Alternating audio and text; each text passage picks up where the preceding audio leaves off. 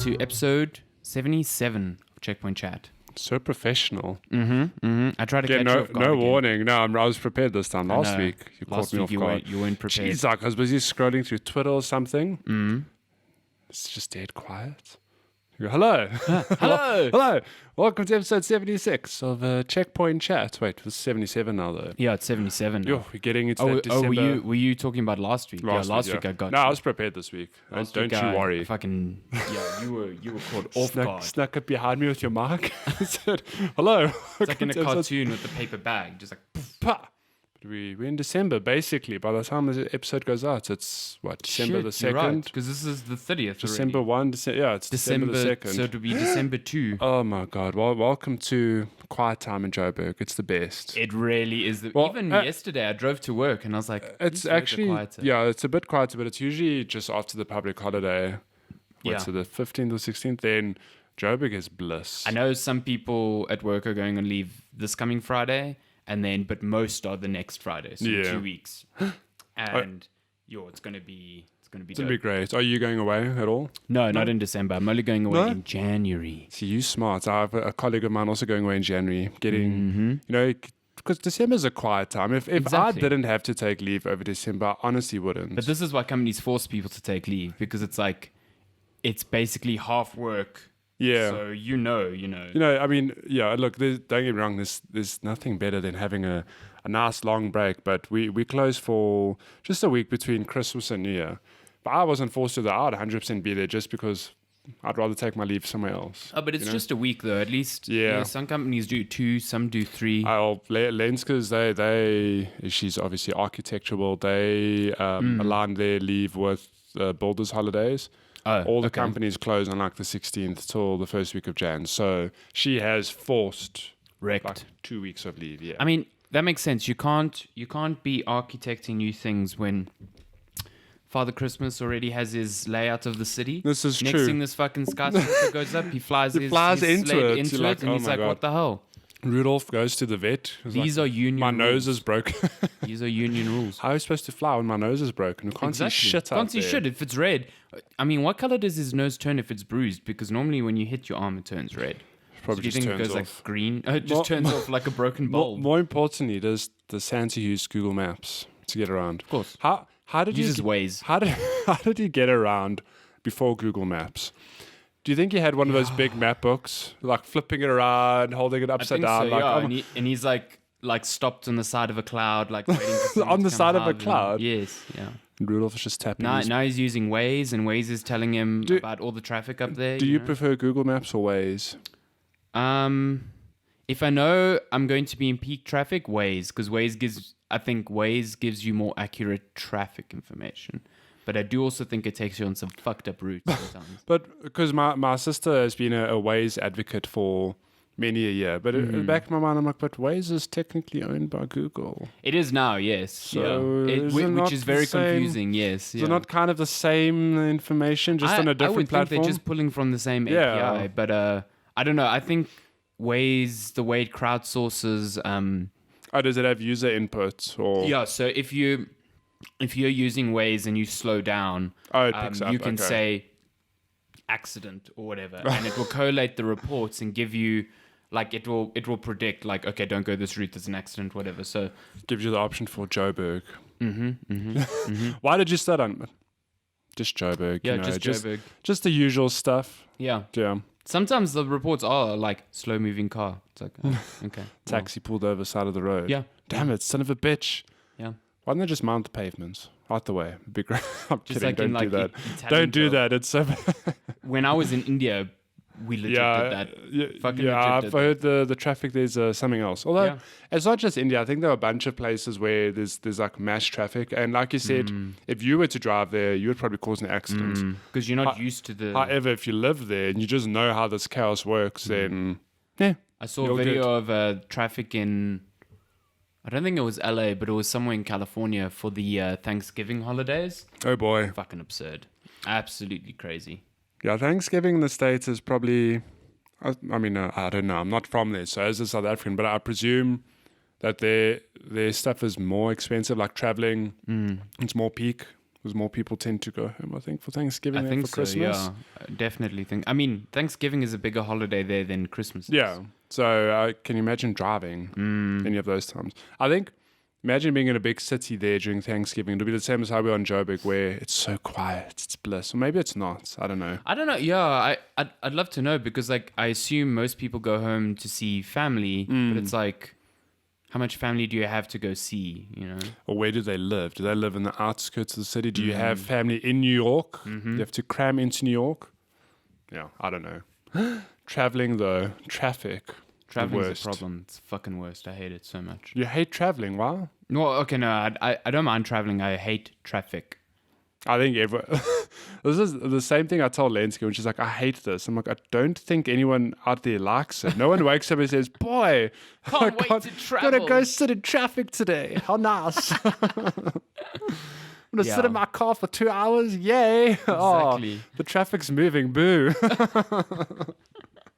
God damn. That's true. It's very true. But it still makes it shit. Because there are some universal things that I think everyone hates. Traffic's probably the number one Especially spot. like holiday traffic. Like, I don't mind driving long distances usually, but when it's like you're driving to Durban and everyone's driving to Durban, it's just like dangerous and road rage. And The worst is when you're coming back. I think going there, you usually have the excitement of like, yay, I'm going to the beach or whatever. We'll deal with traffic as it comes. It doesn't matter. But coming back, everyone's just like, I just want to get home. And everyone's in a rush. And everyone's in a rush. People are assholes, like cutting others off. It always depresses me. It's just like how many people die on the roads here. Oh, yeah, It's like cyclo is a fucking problem with that. It is, yeah. Every holiday season, it's just terrible. So, But people Be safe. people do silly things on the road though. I don't know what it is. it's like people are in a rush. I don't get it. Like, Well, it's you'll say. This is the same thing. So Lenska's not one to rush on the road, but if she does rush somewhere, like if we walk in a mall and she walks fast, I'm like, wow, why are you walking so fast? She Gotta just get them it's a specials. default speed, she just walks fast. I'm like, wow, what do you do with all the time you save? but maybe she's just like, I need to get this. So it's like determined. Like I will. No, it go is, there. and I'm very much like I hate them all, but I don't walk at marathon speed walking speeds. I guess I'm sort of in the middle of you two because I kind of want to get in and out of there. Oh yeah, no, don't get me wrong. I'm not at all the person like I love walking in fuck. malls. Hell, I used to be a merchandiser. I used to live in malls. no. I hate them all. You and Gareth. Who Yeah, I know all the malls in Joburg like the back of my hand, and I hate them. What's funny is that we should have met way earlier in our Yeah, life, we and probably did meet. we probably did and just never realized it. Yeah. Yeah, Because old BT I games. recall. I mean, You probably met Gareth because that was his store. yeah, I recall a merchandiser, an Asian merchandiser who used to come do the stuff at BT Games, but I never spoke to him. That was probably Gareth. Probably Gareth. But have He you made looked? pretty dope displays. He really did. Have you seen photos of Gareth over the years? His look has changed, evolved. yeah. You wouldn't recognize him back in the day. So yeah, It's true. It's Yeah. just such a weird small world thing. that stuff happens though. You know that. I mean, this is a complete off tangent, but my dad and grandfather used to have a fruit and veg business in Melville back Okay. in the day, which was later run by my godfather and one of my uncles. Melville, like Joburg Melville. Yeah, Joburg Melville. And Lenska's parents used to shop there. Oh, really? Like years ago. So it's funny when Lenska and I started dating, Yeah. her parents like visited whatever, and they looked at the one porch like, oh, this is a dude who owned the shop in Melville. Like, yes, that's my family. dad. Yeah. No, that wasn't my dad. It was actually my godfather. Oh, that your they knew. godfather, sorry. Yeah. But it's just a weird thing of like, what are the chances? Yeah, what that, are the chances? Yeah. Small world stuff. It really you know? is. Like it always blows my mind when things like that happen because you're like, so many people, even just in Joburg, so many people, yet you are like forced together with the people that you, I don't know, it's weird coincidence. When I die, I want stats of my life and a list of all the weird coincidences like that.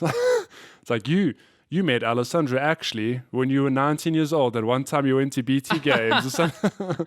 You met Lenska actually when you were teenagers. You crossed each other in that one mall. You never know. you were both in a line in McDonald's. Who knew? Oh my God.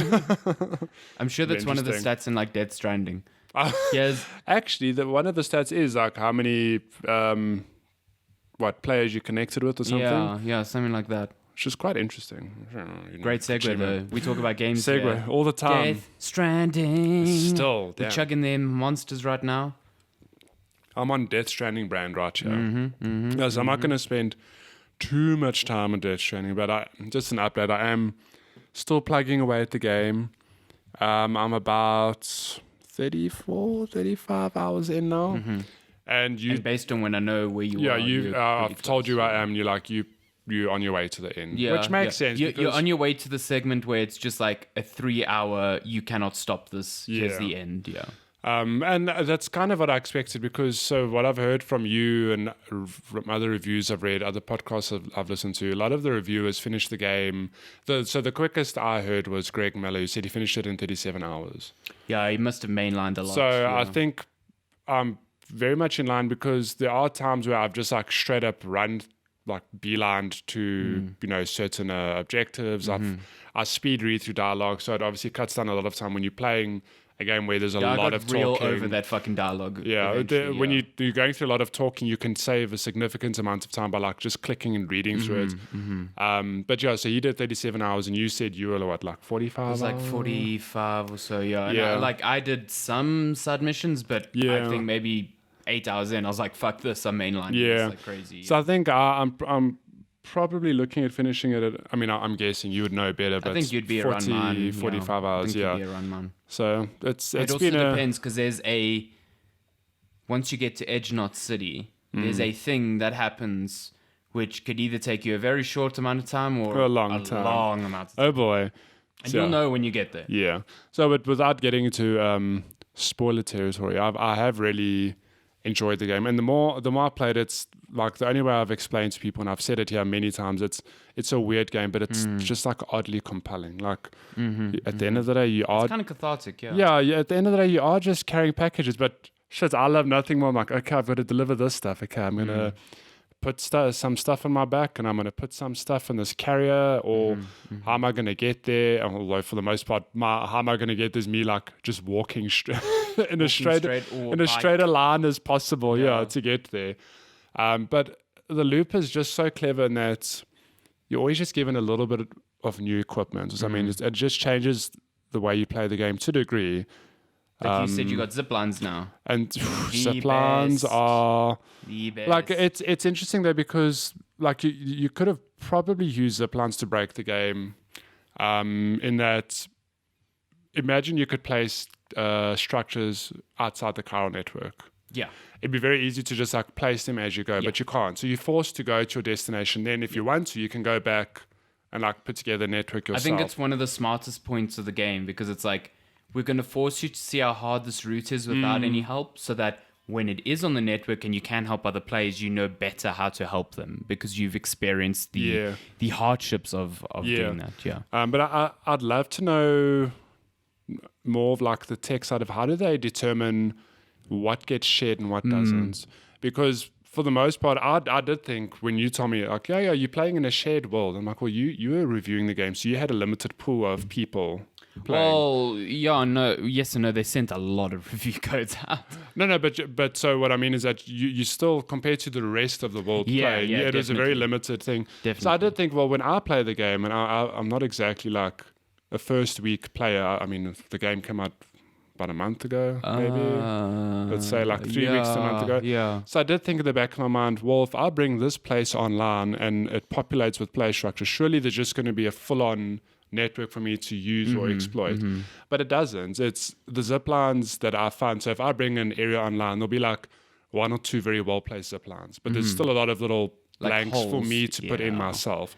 So I don't know how it determines that data. If it is a thing of like, they put a certain radius limit, or they're like, no, this area can't have more than like 3 zip lines or something. I definitely think you're onto it. I think it's not just a simple like, we're going to populate your network with everything that's there, because that would just no, you'd never do that. But I mean, I've never encountered a thing of I bring an area online and there's just a fully functioning network. It is like, no, I need to fill in some. I think it's really clever. Yeah, I think I noticed that as well when I was playing. It's like, there's just enough for me to like fill in the blanks here, but it makes it satisfying that there is blanks for me to fill. Yeah, no, I think that's a large part of satisfaction, because if I had to do my own network, like granted, it's it would take time, but and like maybe I wouldn't be incentivized to go back and put my own network. But the fact that I walk a bit, I'm like, oh, if I put a thing right here, there's one there already placed by someone else. I can finish this little loop. You here. end up like finishing a route. Yeah, I did the exact same at the point. So it must be a thing that the game is like, it's aware of how many zip lines are there, and which to me, I just think of that, and I'm thinking of like a generic system that governs that, and that seems pretty complex. Yeah, so I don't know how, like what source, but it's very clever. It's like, very clever, yeah. And even on that same note, I haven't found any like silly mistakes in that. I bring in a city online, and then there's 2 zip lines next to each other, because that's just how it pulled it. So it's always like, there must be a thing of it picks up like, okay, we'll put 1 zip line in this radius. A radius, yeah. It's just very clever. I mean, it even prevents you from building things too close to other people's structures as well. So I think that's how they're governing it. It's like, we know this is the maximum radius around this object where nothing can be built. So if we widen it out a little bit, if there's structures there, we omit them or something like that. I know that they're releasing a patch early in December, which is addressing things like text size, which, I agree with. It's like pretty small, but also something to do with players discarding motorbikes, because that's something I noticed the more I got. Like, I just saw so many left around motorbikes and I don't quite get it. I reached a point where, so just for context, you'll often walk around in Death Stranding, and like we said, you'll find structures left by other people, but you often find equipment or vehicles left by other people. And it's a weird thing of, I've often come across a motorbike and I'm like, oh, like that's handy. I actually want to ride it. And it's like, you can't ride this. I'm like, yeah, it's fucked. Oh, okay, like that's weird. I think earlier this week was the first time, and this is like 30 hours into the game, where I found a vehicle in the middle of nowhere that actually worked. I was like, oh shit, I can actually, because I walk up to it thinking like, I'll just give it a like, because why not? I'm like, oh, I can actually ride this. Like, that's weird. Why is it only now? Maybe someone dismounted it like recently. Like, I don't know. I used to steal a lot of people's custom bikes from the depots. From the garage. Yeah, just go into the garage and it's like, this guy's edited his to look red and this and that. I'm like, I'm taking it. My favorite thing though is, so when you can fabricate your own equipment, which costs material, but there's a shared locker where a lot of other people donate. I've donated a lot as well. I've reached a point where I'm like, I've got too much of this, I don't need it, I'll just donate. I'm also mainly just like, I don't want to carry this anymore. Yeah. So you donate, but I've often just like, oh, I need to fabricate this. Oh, although there's 3 of them in the shared locker, I'm going to save on my resources and just take what's there. It's a clever system. Like, well, I mentioned this probably when we first spoke about Death Stranding, and that Kojima gets a lot of shit for talking bullshit. He does talk a lot of bullshit. However, when he says that Death Stranding is like a whole new genre of Strand game, whatever, I still think a lot of it is like bullshit, but I've learned it's to a degree. Like, I understand what he's trying to go for. Yeah, 100%. This shared multiplayer world it's unlike anything I've seen. I mean, besides like Bloodborne and those sort of things. The thing is, it's taking the ideas but it's expanding on them in another way. It's like maybe I'm wrong. Maybe there are other games like that, but I've never played a game quite where you're playing the same thing indirectly with other players. Yeah. You being helped by other players, and you indirectly helping other players by putting your own stuff down. No, it really and it's just unique. A very interesting thing. And I like even just the world of Death Stranding is that it's so weird and compelling in a way that only Kojima can be weird. It makes me excited for, like, I don't know how the game ends. I obviously don't want you to spoil it, but will there be a Death Stranding 2, or is it like its own closed story? I'm real confused about that, because I remember him saying that in an interview, he's going to need more games to expand upon this one. And when I got to the end, I was like, okay, but how? But I think is, even just, so from what I know of the world, it's interesting enough in that maybe there could be other stories, like this takes place in America. So maybe he wants to flesh out other parts of the Death Stranding and like the rest of the world, or maybe he wants to fast forward or go back to the events when, these things started, happening. It's just very interesting. Like, he's done that.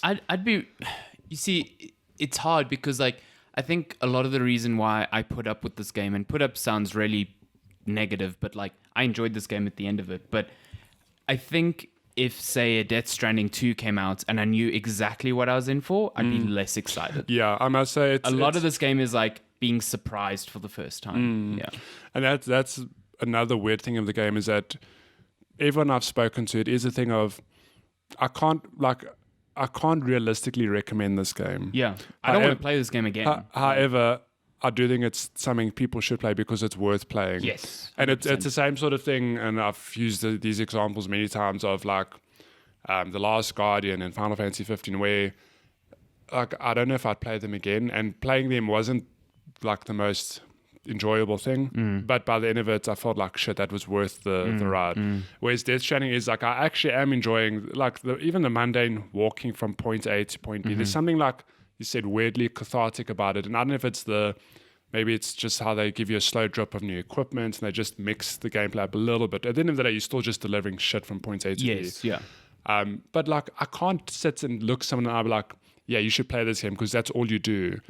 But I am at the same time like, but it's really interesting. Yeah, it's such a weird thing. It's like when people ask me about it, it's like, I know you're not going to enjoy this game, but I also want to say, give it a go, you know? But that's the thing at the back of my mind. So a good example is John Michael. We give him a lot of shit because he's made it very clear he's not a big fan of walking simulators. Oh boy, this is the. But he loves Kojima games. So he's actually playing it at the. He started it last week. This, yeah. So that's the thing. I'm like, but you are the perfect case study because you hate walking simulators, but you love Kojima. So I want you to tell me. I think you need to love Kojima games to enjoy this. So I think that'll get a pass by him. But then what about someone who, just a general gamer, will they just hate it by default? I think someone who has no touchstone with Kojima's work will it'll be too weird. Yeah. Because it will feel weird and it won't have the compelling, like Metal Gear Solid was weird, but you could toss away the weirdness and still have a really you were there for the game. Stealth or the Metal Gear Solid 5. By the end of it, you could be a full-on action game if you wanted it to be. This one, it's like I put up with a lot of the nonsense because I knew there was a Kojima something hiding around the next corner, and usually it was good enough, you know, as a payoff. So, and weirdly enough, like the Metal Gear Solid games, they like to try and explain the plot of a Metal Gear Solid game. You can write like entire theses and theories and papers on that shit. But Death Stranding, they actually do a very good job in explaining. Like a lot of it is, like I don't want to say bullshit. Like a lot of it is just weird and like how or whatever, but it's so easy to follow. Actually, at the beginning it's a bit overwhelming because I throw all these acronyms and terminologies at you, but as you play the game, if you take the time to like read through the interviews, they actually spend the time explaining like, this is why this happens, this, and even like the plot points. It's not once have I been like, why am I going here? It's like, no, I'm doing this because X, Y, Z. It's been really easy to follow. Actually, I don't know if you felt the same. Yeah, no, I have. It's pretty. It's like oddly straightforward. Yeah. No, but that's the thing. Like you playing in this weird world, but it makes sense. Yeah, 100%. It's not as vague as Metal Gear Solid. Yeah. In its least vague, even. Yeah. So for all the weird trailers and odd, like, how does this all fit together? Like Death Stranding provides a pretty fucking clear like through line. Like, hey, this is what's happening. Yeah. It almost doesn't trust you to figure it out by yourself. No, it like beats you over the head with it. It's like, hey, which is like, this thing, okay, here's what it is. Cool. Yeah. But I think when you finish it, we'll have a proper like a big discussion of especially the ending and stuff like that. So I think it's really interesting. So, but enjoying the game, I probably will finish it by next week. We'll see. I mean, depends if you play CS:GO this week.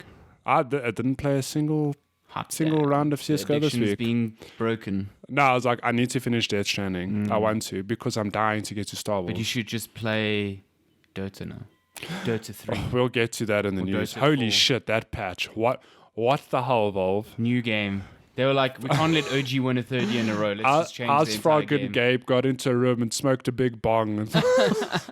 How can we just... What if wards were free? What if we gave couriers the ability to use items? Why do you think I came all this way? Oh my God, Bran, why? Why is Bran here? But we'll get to that in the news. Yes, but yes, the reason... Wait, hold on. Couriers can use items? Yeah. So couriers... I think when your hero hits level 25, the new level cap's 30 now. Oh my God. Couriers can use items. So wait, can they fight? I don't think they can fight. I think if it's used an item like a Necronomicon, for example. Oh, what? That is that. Am I thinking of Dota or Han? No, what is it called? Like an item. There's an item that summons two little controllable. So you're basically turning your courier into Meepo. Well, yeah, I suppose if you fly it into battle with you can. So you could probably use it to like, for example, a sheep stick. You could put a sheep stick on your courier, and your courier can use it on a hero. Like it can use active items. Okay. I believe. I could be wrong, but that's my understanding of it. Can I give a courier a force staff and put him in a battle and let him push people? Yes, that's my understanding. You can use your courier can use items. The kiting will be Yeah. so real. So I'm like, oh shit, everyone's gonna be Meepo now. Meepo players now. Fuck, that's hard, eh? Yeah. Holy crap, to control, to micromanage that is Yeah, hard. no, but that's the thing of, like, I don't know, it's such a weird patch. But when we get to news, we'll go just quickly through some of the Because Meepo plot fucks my points. brain up. I'm just like, Yeah, how do now you control imagine, 5 things? now imagine having your hero and a courier that can use items. I mean, just 5 Meepos, 5 couriers. You're basically playing 10 characters. Oh my god, you don't even need your team. Exactly. You just win yourself. Imagine the jungling potential. Oh my god. Speaking of jungling, we'll get to that in news. But yeah, the reason I'm trying to, and like, when I say I'm rushing through Death Stranding, it's not because I'm like, I want to finish it for the sake of finishing it. I'm really enjoying it, but I also really want to play Star Wars, which is what you are playing at the moment. It's good. For Star Wars Jedi Fallen Order. Yeah, where's the colon in the name, though? After Jedi. I know No, this. it's wrong. Though. It's wrong. wrong. It's Star Wars Jedi. No, it should just be Star Wars Jedi No. Fallen Order. Why? There should be a semicolon or a hyphen or a underlined text. But they're calling it Star Wars Jedi. Star Wars Jedi is not a franchise. It's bullshit. Well, they've just made a franchise. It's wrong. It's just wrong. You're wrong. How dare you? Game's Yeah. good. So good. How far are you now? It's haunted. I don't know. I don't think I'm that far. Maybe about halfway. But like in terms of hours.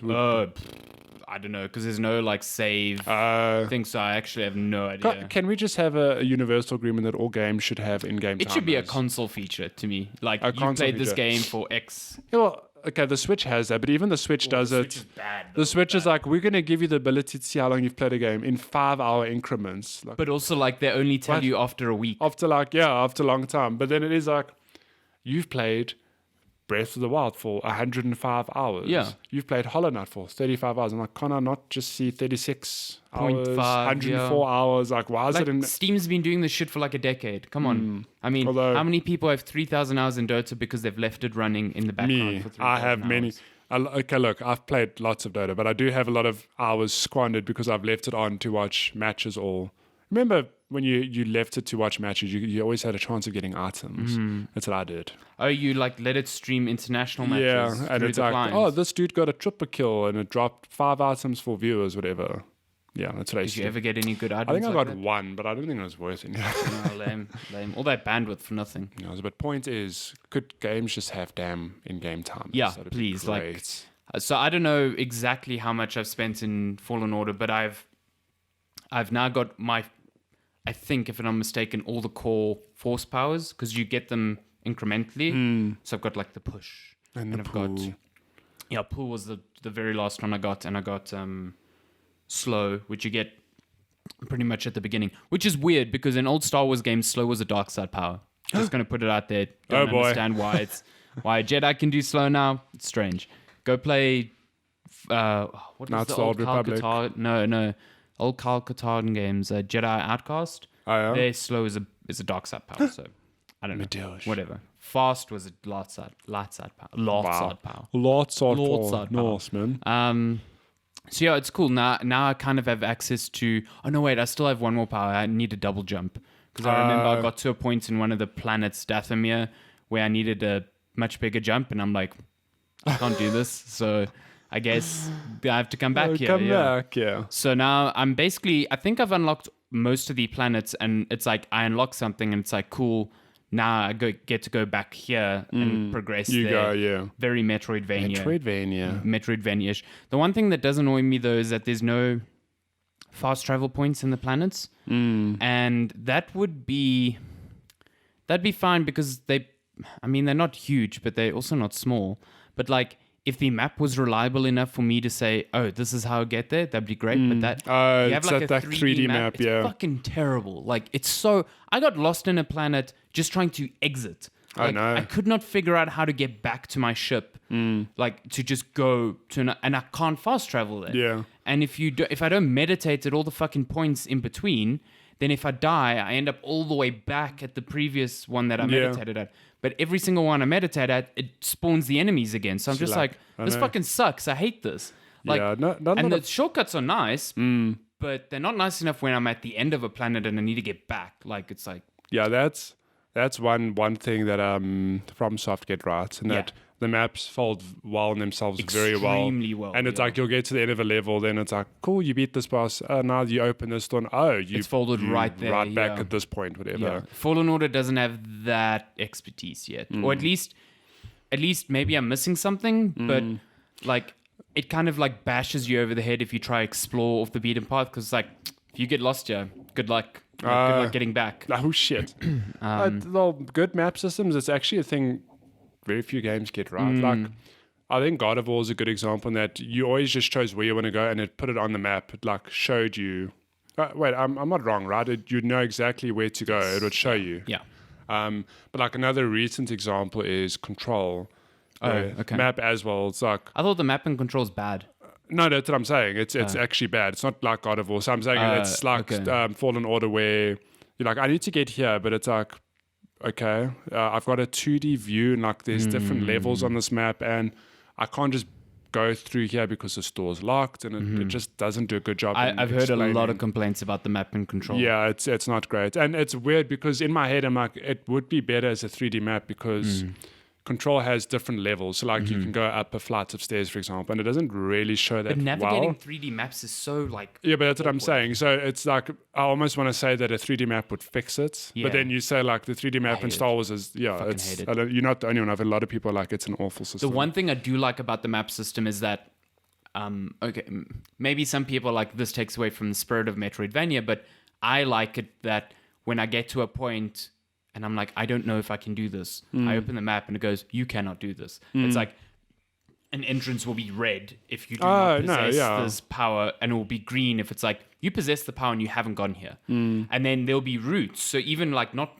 doors, just like detours, where if you haven't explored there, it puts like a gate there and it's like, you should explore Come this. back, yeah. So it's great that it has that. So I can open a map and at a glance see, oh, there's a green door that I can get through, or oh, there's only red doors, so there's really nothing else for me to do here. I need to go somewhere else. You know? So that's cool. When I played it the first time, I felt like, remember I mentioned I felt like there was a bit of latency to the parrying and stuff like that. I don't know what's changed, but I'm nailing that timing now perfectly. Nice. I don't know if it was a case of I needed to walk away from it and come back, but like the combat feels even smoother now for me. It just feels right. Well, is it not maybe a thing that the game just clicked with you now? Maybe? Yeah, I think so, because like enemies that were giving me a lot of grief now, I'm like having, like they're still giving me a hard time, but it's like manageable. Yeah. And then I got to a boss against the second sister, and the bosses are hard because they're usually like one-on-one duels, and it like felt like really organic and really good. Like it felt like a lightsaber fight. We were like clashing actual lightsabers and moving around. It wasn't just like a Devil May Cry mash. This person should be fucking diced vegetables by now, you know. I mean that's like Sekiro right there, where it is you learn. I mean, that's just one example. The game is the game's hard throughout, don't get me wrong, but the game is exceptionally hard at the beginning because you're still learning, like, what is this parry system? How does blocking work? How do I fight enemies? But then it clicks, and then it becomes like this really great dance of like you parrying, you attacking, you parrying, you attacking. So maybe you just clicked for you. I don't know. I really want to get back to Sekiro, but you haven't finished it. I'm also terrified because I've been away for it for so long. Where did you stop? Do you remember? General Genichiro with his fucking lightning bullshit. Oh shit! You're actually quite far in the game, but not really. There's still a long way to go. Like a lot, but man, that boss. I was just like, when I got to his form where he's just like throwing lightning at me, I was just like, I just can't deal with this. No, it's one of those things of, like, here's a good example. So like I told you before we started recording at the office yesterday, we have Hollow Knight installed on the Xbox, and we played it like literally half an hour or whatever many months ago, put it away, whatever. Yesterday we had some downtime around lunchtime, so we're like, oh, let's just play a little bit. And then like I fought a couple of mini bosses, and John Michael fought Hornet, and neither of so good. it's so good, but neither of us died. And he was like, "Shit!" Like I thought one of us would die, but it's like, But you both no, played it. we've played the game, and Yeah. we've learned how the game works, and it's the same with Sekiro where you'll bash your head against Genichiro so many times, but if you fight him again, you're like, he's actually not that difficult. Yeah, it's just you like figuring out the accustoming fights. to the Yeah. pace. Yeah, I think that was the thing that got me with Hollow Knight a lot. It was just like, you need to find the balance of like aggression and like defense, and that's the thing that I struggled with in Sekiro because I came to it with a Bloodborne mentality. Yeah. So I was nowhere near aggressive enough. But all those, having played most of the games now, the one common thread is that patience is like key. You have to be patient. Like, I agree, Bloodborne, you incentivize to be aggro. However, you still need to have elements of patience, to not get You beat need in to the be head, aggro yeah. in the sense that, and I think that's what I initially didn't do with Fallen Order was like, I was blocking and I kept waiting for a perfect parry. And that yeah. works with enemies where as soon as you parry, you can insta-kill them. Yeah. But if you're playing against a boss where a single parry only does a third of their like stamina meter, like like the parry, it only does a third and they immediately attack you after, like your whole thought process is gone. So you need to like attack, wait for them to block, and when they block, be ready to parry, because if you've hit them 3 or 4 times and then you parry it, they'll be fucking they'll be open to you. But that's the thing. I had the same problem in Sekiro when I was still new to the game. I knew that you got incentivized to block properly because it did posture damage. Yeah, well, it's exactly the same. But then I made the mistake of like never attacking. I fought 1 or 2 bosses where all I was doing was blocking. I was like, oh my God, like this posture's just not going on. But I was never. well, I'm being stupid. I need to block and then follow up with an attack, or attack and then block. Like you need to do both. You have to, yeah. And that was the big hurdle for me when I was fighting Madame Butterfly, because I was just blocking the whole time. Yeah. And I was like, you have this to actually posture is taking forever to build, and you make a mistake and it just like completely replenishes. goes down, yeah. So you need to keep that that aggression up, which is, it's hard. To me, it makes it harder than a game like Dark Souls or Bloodborne, because in Bloodborne you can defensively roll around for ages, hit 1 or 2 attacks, and you can like, that's not easy, but it's still like you don't need to keep that level of aggression. In Sekiro, if you don't, Yeah, like, but you will not I think beat that that boss. is why From Soft was so clever, is that they broke the expectations of like the entire player base. Like newcomers and veterans were like, whoa, this is a whole new system. Well, that's what Jeff said because he played Sekiro and he doesn't like soul stuff. He was like, I like Sekiro because it reminds me a lot of Ninja Gaiden. Like you kind of need to be aggressive, but also like this game's hard as hell. So Yeah. it's a different style of game. Yeah. So would But you Jedi say- Fallen Order good. It's good. It's still, the performance is still fucking terrible. Yeah, I'm on the fence about that because I know that to a degree patches will fix a lot of the problems. I hope so. But They like, patched it a bit already, and it hasn't really. yeah, like I've heard a lot of patches. But again, sorry to go back to Bloodborne. I'm glad I didn't play that game when it came out because I heard, Oh my god. yeah, the load times were was so awful. And I bad. mean, a game that you're dying Yeah. that much, It's a what pain. turned me off of the game. And Yeah. then I've heard in Fallen Order there are load times of like 40 to 45 seconds. I'm like, the holy same. shit! It's the same Like thing. it doesn't sound like much, but if you're dying repeatedly, it's like that's painful. It's worse. It's made worse by the fact that you wait for that load, and then you'll sprint to the boss that killed you or whatever, and like you'll get through the second door of a base or whatever, and the game will just stop because it's like loading. It's shit in. still like, trying to load. fuck No, off, man. come on. Like you made me wait for a minute to load, and now I have to sit here looking at the static image, like, Just for it to load again. and you can see this thing. Look, it's bad.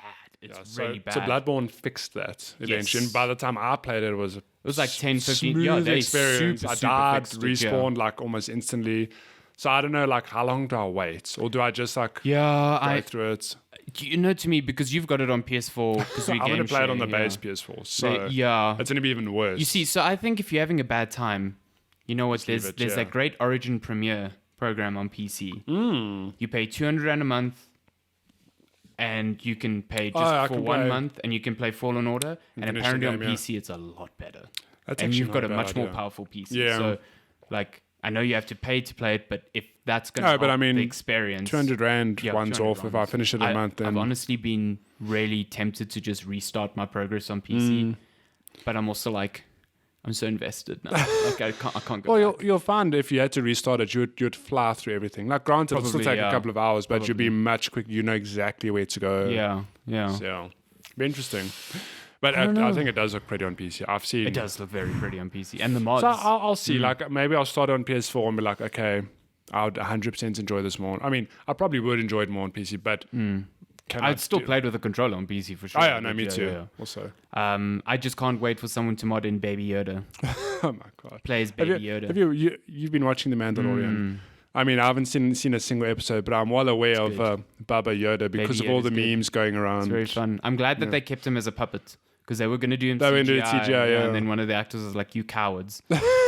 Make him a puppet, you Fucking cowards. right. Yeah, he's so cute. He's so cute, Baby Yoda. And I just don't like... I think the Mandalorian's fun. Like, to me, it's weird. It's getting all this buzz from some places, like getting like really good reviews. And like, I like it. Yeah. But it's not like revelatory in any way. It's like just fun. I think it's just the novelty of the fact that it's a live action Star TV, Wars sure. series. And it's got the gritty nature of the old ones, Yeah. like very practical effects. Very, Yes. but it's like the episodes are like half an hour. They feel like it doesn't. I don't know. Like when I compare it to something like Watchmen, which is on TV, like it's fucking night and day. Like Watchmen is a damn good series, and Yeah. Mandalorian is entertaining. Yeah. Yeah. I think I'm going to wait for it to be finished before. It's a Although good series. It doesn't Like, matter I enjoy because Disney Plus is just like non-existent. So one And day even me, like I'm using Disney Plus, but it's like you have to it's a jump through hassle. so many hoops. Yeah, and, so I'm and like, even then it doesn't work super well. yeah. So at the end of the day, I'm like, do I really want to go through that, or do I just wait? Like, how long is it going to take for Disney Plus to come out? If ever. I mean, it has to at some point. The one thing I do advise people watch on Disney Plus or in any way is Star Wars Rebels. Well, that's the thing. What a lot of people, so like if you don't really know much about Disney or Disney Plus, you'll sit and think like, what could Disney possibly have There's so much that good you know stuff on there. to Oh my God. justify having a streaming service? And then the one kind of funny podcast, the whole episode was them just going through chronologically, because I think Disney did before it launched. Yeah, they did a whole Twitter thread of like was literally ridiculous. chronologically all the movies and that's just stuff they movies. have. Yeah.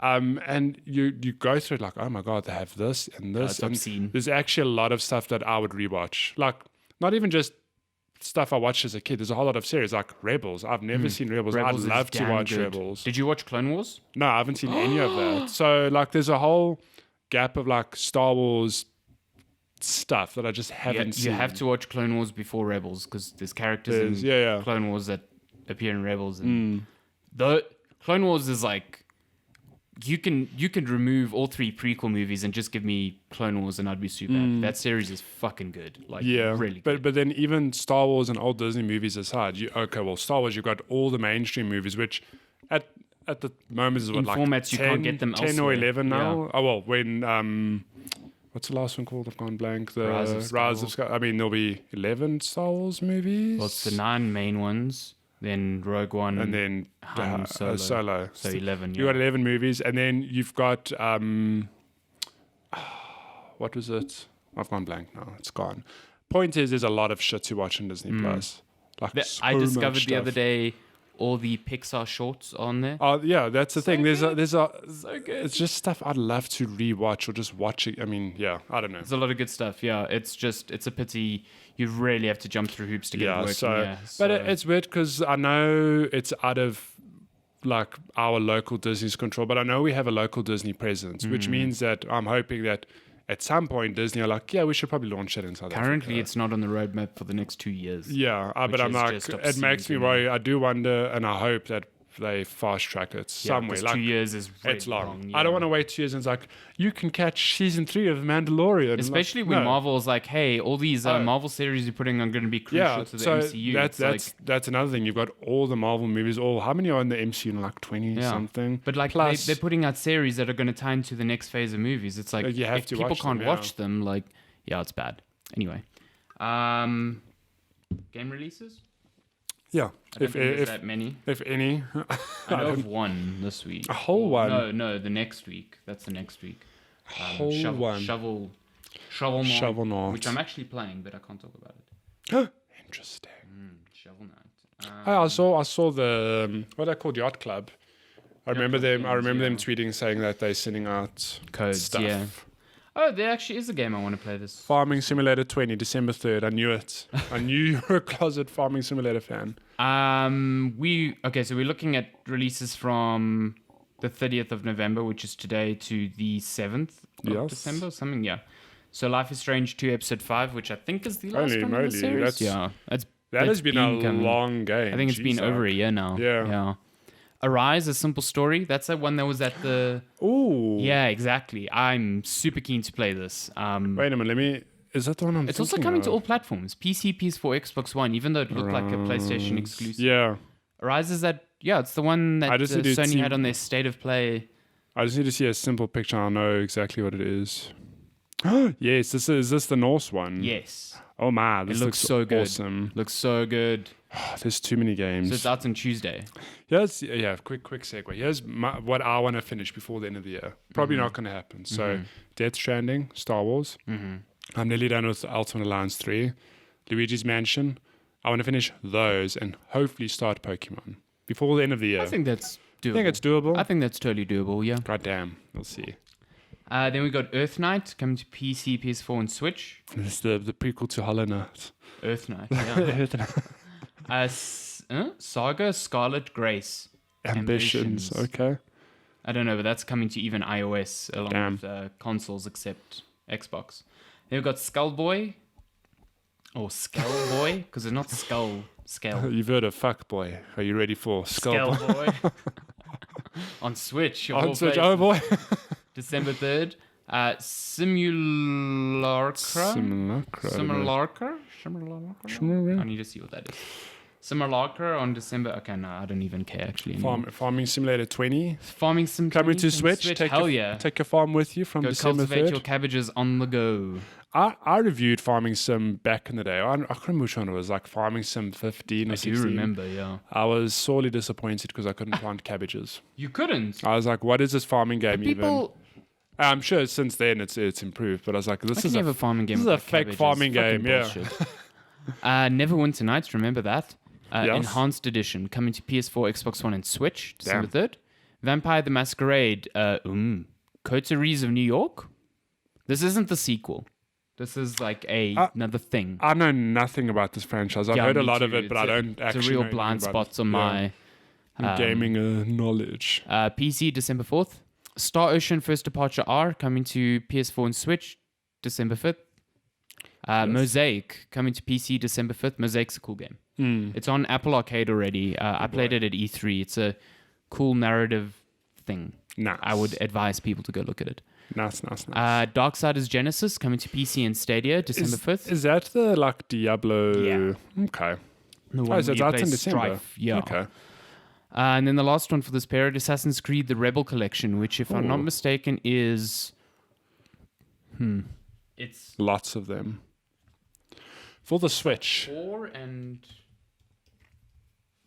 Rebel Collection Switch. It's Black Flag and what am I doing? Black Flag and Rogue.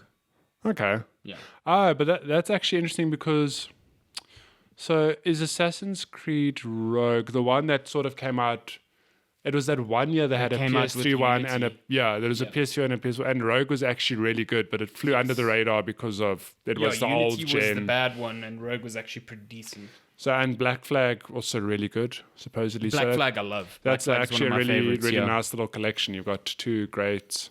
Black Flag is so not an Assassin's Creed game, but I love it. Yeah, it's really good. Well, I think that's now, given that we've got Odyssey and Origins, which are like the new gen Assassin's Creed game. And apparently the next one is going to be a Viking Norse. one. I mean, that's been on the cards for a long time. So maybe that's the one that gets me to play one day. Have you never played Assassin's Creed? Never played Assassin's Really? Creed. Not even once. Not even one.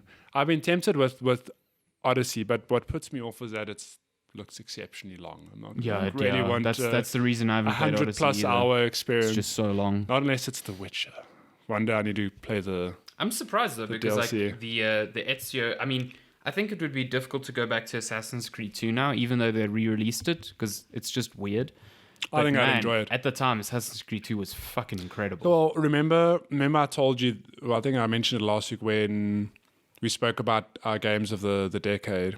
I said, there's a weird part in the middle of the decade where I missed a lot of games. So I was playing Dota 2. I mean, Assassin's Creed is very much Well, Assassin's there Creed as 2 well. came out, I think, like before 2010. No, but I mean, there's just this weird middle gap where I missed a lot of big games just because I was playing other You stuff. haven't played Mass Effect and Assassin's Creed. That's so I strange. haven't touched any of them. Next, you're going to say you haven't played...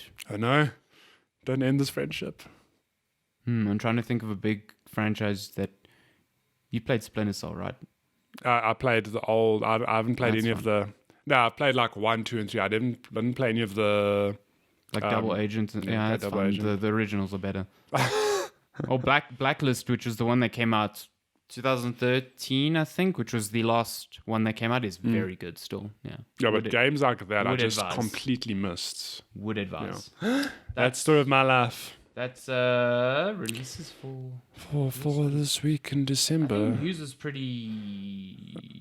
I just remember the Dota patch notes. Yeah, but okay. So walk me through some of this Dota. I'm gonna have to get to that article. So let's scroll think they wrote through. about one. Didn't they? What? Critical Hit writing about Dota. What? I mean, come on, you have to. We can say that Half-Life Alyx is causing stock shortages for the $1,000 Valve Index, which blows my That is mind. insane. That to me is mission accomplished. They probably were like, we need a game to sell our VR units. What would get people to jump? Yep. Half-Life, like undoubtedly. Final Fantasy VII Remake Part 2 is now in active development. What? Can we just appreciate? Okay, December. By the time people listen to this, it's December. In 2 to 3 months' time, we're getting a whole whack of games we've been waiting for a long time. In Feb, I'm getting my new Ori after many, many years of waiting. We're getting a Final Fantasy VII Remake, and Cyberpunk is just around the corner as well. Can you believe it? Why is the Irishman under gaming? I don't know. But yeah, next year, the first 3 months. 4 Oh my months? god, I'm so excited. Crazy. Final Fantasy VII Remake, I cannot wait to play. Codemasters shit. acquired Project Cars developer Slightly Mad Studios, which means Codemasters is just like one of the best driving game studios in the world now. They're just We've monopolizing. got everything. I really want to play. I this also game want to play it. So stretches, it's the a stretches. game called. Is it only 2-player, right? Yeah, it's like a sort of like an Overcooked thing. So yeah, the stretches is basically you are 2 paramedics carrying a stretcher across like weird obstacles, Terrain. solving So puzzles, good. that sort of thing. Looks Cannot great. wait to Yeah. play that. Age of Empires 4. Yeah, Stadia is going from bad to worse. So essentially, when it launched, they had their Pro subscription, which bagged you Destiny 2 and Samurai Showdown for free. You know, still like a PS Plus thing. And then people were like, hey, this isn't enough. So then they added, get ready for this, Farming Simulator 2019. and Hallelujah. A Tomb Raider. Not a new Tomb Raider. The OG. first Tomb Raider. The OG. The OG reboot. It's just like... So then people are like, well, this is fucked. I just bought this game because there's like really nothing else to buy on Stadia. Yeah. So now Stadia's offering preemptive refunds to play. Stadia's a mess at the Don't moment. know how long the service is going to last. It's a fucking mess. How much time and money are Google going to sink into it Yeah. before they're like, let's pull the plug? Games with gold for this month, you get Insane Robots on Xbox One. You get Jurassic World Evolution, which I'm kind of keen to play on Xbox One. Get Toy Story 3 for Xbox 360 and Castlevania something. Yeah, Holy shit, I think it's an HD collection. Castlevania Mirror of Fate HD, which is apparently a good one. Wow. Okay. That's a lot of Castlevania. And PS Plus got Titanfall 2 and Monster. it was some like motocross monster. Yeah, game. Monster Motocross. Speaking of Monster, Yeah, Monster Energy Supercross. this episode's brought to you by Death Stranding. No, I'm Hell kidding. yeah. Death Stranding is brought to you by Monster Energy Drink. Of course. It is. Stardew Valley got a massive update. Holy shit, did you read these patch notes? No, walk me through it. Okay, I can't walk you through everything, but let's just scroll down. Do we have any highlights on this patch over here? Oh no. Okay. Find the Okay, OG article. Let's see. Yeah. Big There's a one. lot. So much stuff added here. Relationships have been expanded upon. So rather than maxing out your spouse's Adoration. For you at 10 hearts, you'll have to work your way up to 14 hearts. As I understand it, these 4 extra hearts will function as a post-marriage markers, which will allow your spouse to actually have a personality after you slip on a wedding ring. God damn. Fish ponds have been added as a farm structure, which will allow players to raise fish and harvest unique items from them. Hallelujah. A new map entitled Four Corners has been added, which has been designed with co-op in mind, so that players will be able to set out their own little slice of land rather than being forced to work as farmhands. Also, 60 new items to discover, hundreds of new cosmetic options, There new are upgrade so level for many. tools, gift log to keep track of which characters like what, and most importantly, 14 new pieces of music. The music's actually really good. Yeah. Take my money. Huge. So this is like one of those games, a weird little indie game that's made it big, and this dude is just like, just keep adding to this game forever. I know we're not going to go through it now, but if you have to read through the patch notes, it'll blow your mind. It is like 200 new cosmetics, 10 of this, 1 of this, new relationships. This is completely unnecessary, but would you say it's going to keep people playing. Stardew Valley 2? No, not quite not Stardew yet. Valley 2, but it is a significant update. What the fuck? Oh just my happened? God, what is going on with the news? Star Wars Jedi Fallen Order has broken EA records for Star Wars games. It is it's now the fastest selling digital launch for a Star Wars game in the first 2 weeks, which is a very specific slice of like digital and first 2 weeks. It's like, okay. It's a record. But EA is at least. taking their Star Wars wins where they can get it, I think. But that's cool. I'm happy that it's a single player only game that's selling well. Yeah. Happy for them. Teenagers developed an AI that has successfully banned 15,000 cheaters in Counter-Strike. Praise be. Just like you. This is why I didn't play this week. I was banned. The AI got me. Beat Saber. You know Beat I Saber? know. Yeah, I do. Beat to the beat.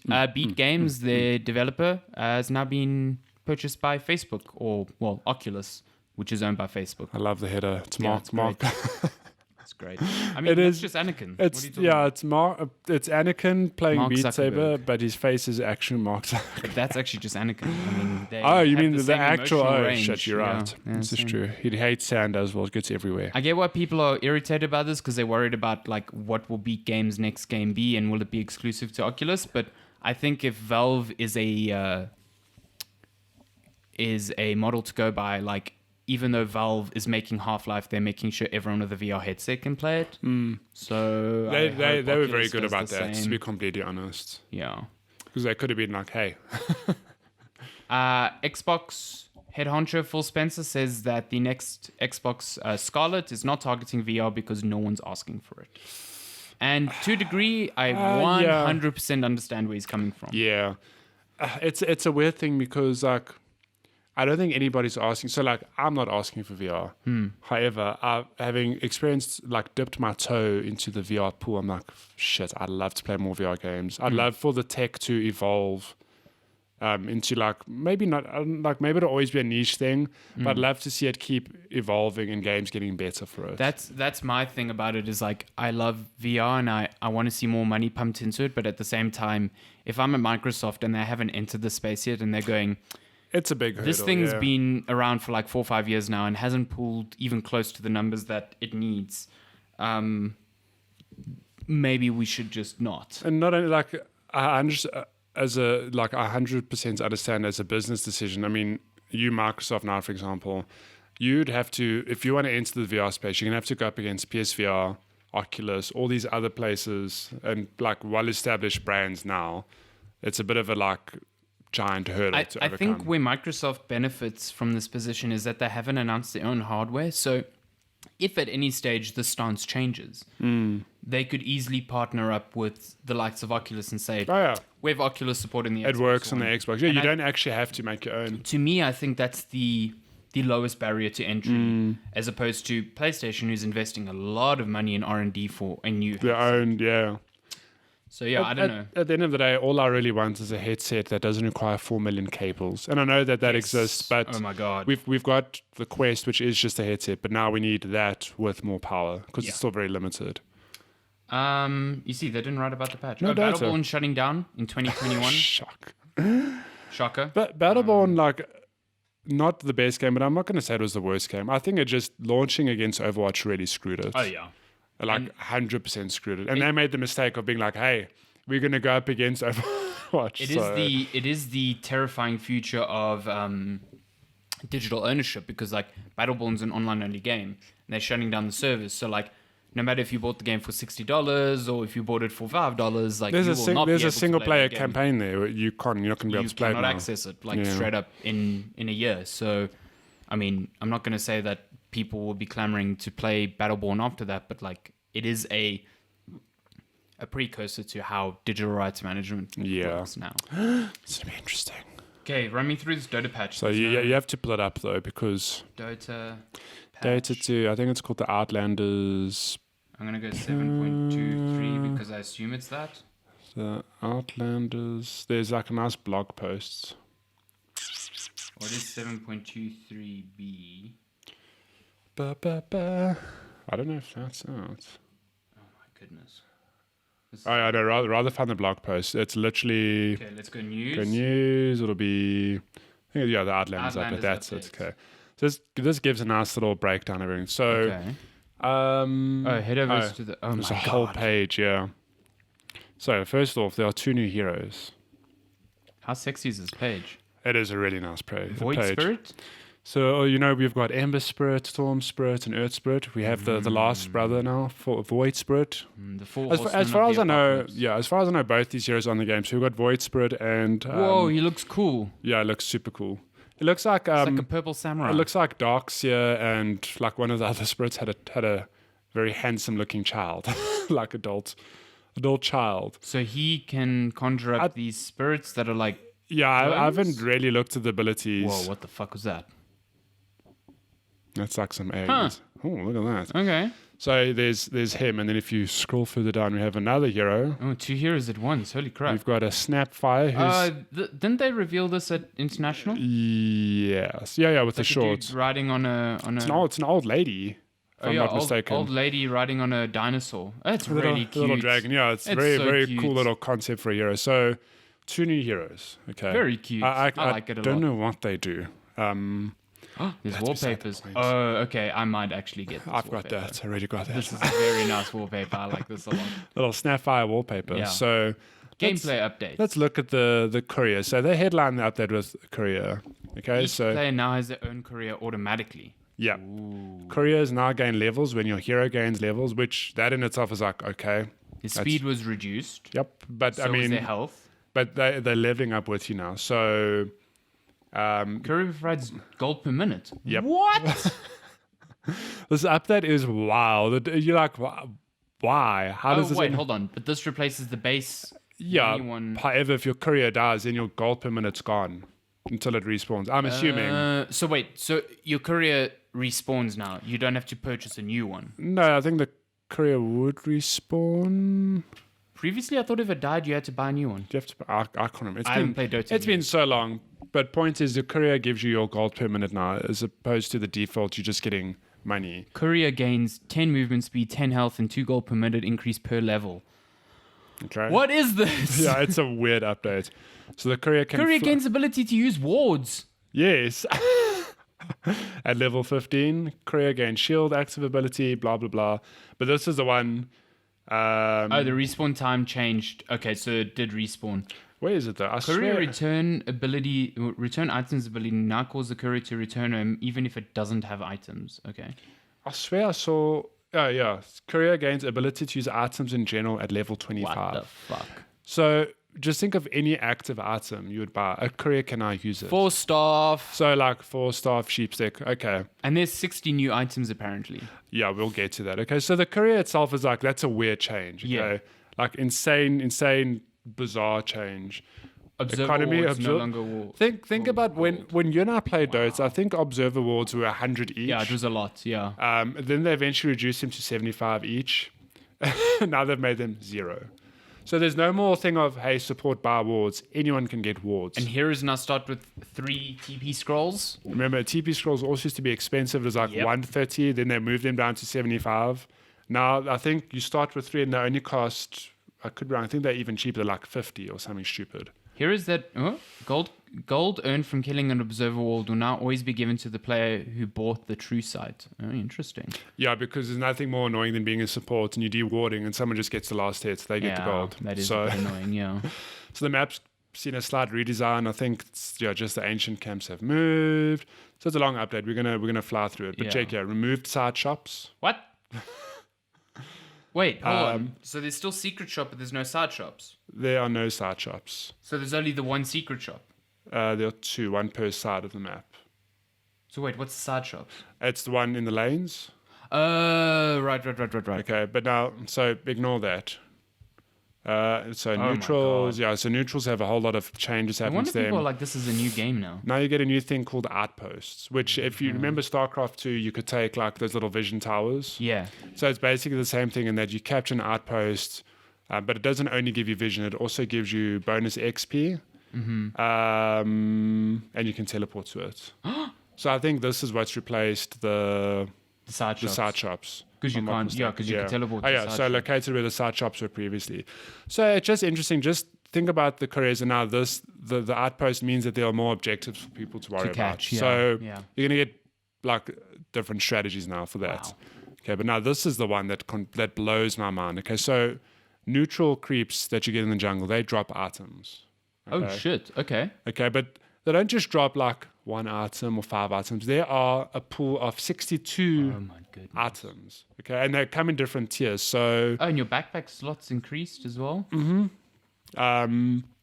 So there's different tiers of items. So for example, if you kill a neutral between the 5 to 15 minute mark, you've got a chance of getting a tier 1 item, and then it scales accordingly. In that only after 70 minutes. Is there a chance to get a tier 5 item? Okay, but the items are so weird. Just look at any of these. Okay, we've got a royal jelly. Okay, so it's a consumable that permanently grants 2.5 HP regen and 1.25 mana regen to the target unit. Permanently. Does not stack on the same unit. Sharing is caring. Huh. Okay. Mango tree. A consumable that plants a mango tree provides unlimited mango power. Every 60 seconds, a mango will drop. Provides 800 vision. There are weird items. Broom handle, plus 35 melee attack range, plus 12 damage to armor. This is just tier 1 stuff, just so you know. Shit. So you can get this in the first 5 minutes of the game. This makes me laugh. Okay, we've got Ironwood Tree, a recipe that can be used to combine with 3 ironwood branches to create an ironwood tree. Provides plus 7 to all stats and the ability to plant a special tree. Cool. Whatever. Fair, yeah. Trusty Shovel, plus 150 health. Activate to dig with a 1-second channel. Can find a bounty rune, a flask, a 2-charge TP scroll bundle, or an enemy kobold. It's like just all tier 1. This is all tier 1, but you see what I mean? It's all random items, okay? Let's just bounce ahead to like tier 5. Let's go. Okay. But look how many there are. There are so many. You get a items. ballista as a tier 5? A desolator 2? Wait, I'm skipping ahead here.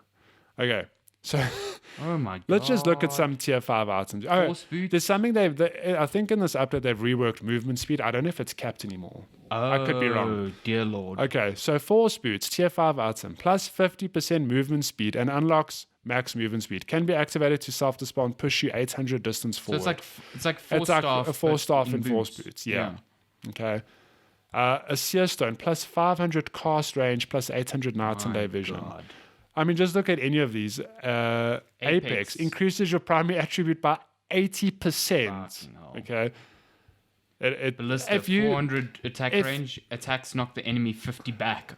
Yeah, there are just some. This is stupid. Woodland Striders, plus 50% movement speed, unlocks max movement speed, and grants 50 HP regen. Grants tree walking. Activate to leave trees in your wake as you move for 3 seconds. Oh my god. Like what? Could you imagine? Oh, I'm running away. I'm just going to put in trees my wake. behind. That's Tried amazing. it. This one made me laugh. This confirms Half-Life 3 undoubtedly. Okay. Recipe combined, so it's the three swords basically. Yeah.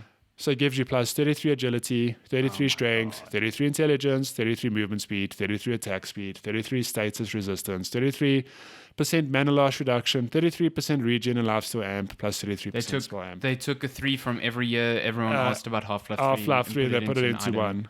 Pirate Hat grants plus 250 attack speed, which when you kill an enemy hero, plus 250 attack speed, between you and the target. Fuck. Okay, so you get the point. Oh, look at this. Phoenix Ash, plus 30 to all stats. Lethal damage is prevented and heals you to full HP. What?